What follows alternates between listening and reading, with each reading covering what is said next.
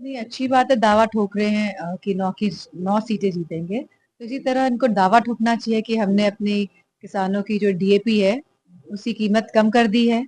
आसानी से हमारे किसान भाइयों को आज डीएपी मिल रही है और इसी के साथ उनको दावा ठोकना चाहिए कि हमने इतनी सरकारी नौकरियां बच्चों को दी हैं।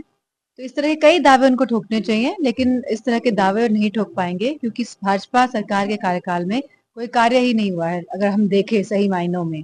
और जिस तरह प्रदेश को आगे बढ़ना चाहिए था, प्रगतिशील बनना चाहिए था, उस तरह वो नहीं बन पाया है।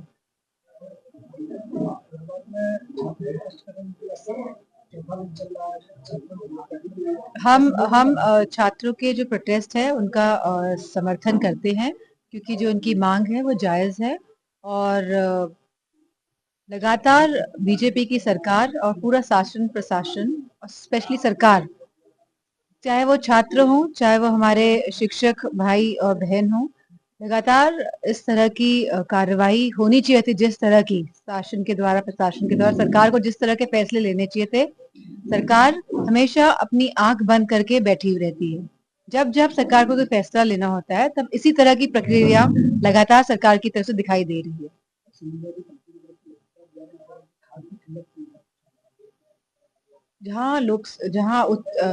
हमारे करल विधानसभा सीट में उपचुनाव होने जा रहे हैं और यहाँ लगातार किसान भाइयों को किल्लत हो रही है। लगातार वो धरना प्रदर्शन भी किया उन्होंने मैनपुरी में।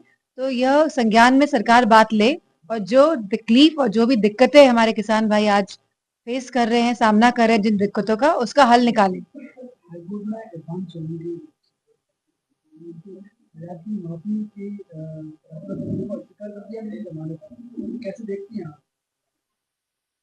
क्योंकि वो केस लड़ रहे थे और मैं समझती हूँ कि सोलंकी जी इस केस को जरूर जीतेंगे। उनको बस लड़ना है, वो इस लड़ाई को लड़ेंगे। हम सभी देख रहे हैं कि लॉ एंड ऑर्डर की क्या स्थिति है गांव गांव में, जहाँ जमीन के कब्जे लगातार बढ़ रहे हैं। जहां एनसीआरबी के अगर आप आंकड़े निकालेंगे तो उत्तर प्रदेश में ही केवल महिलाओं के संग जघन्य अपराध लगातार बढ़ रहे हैं।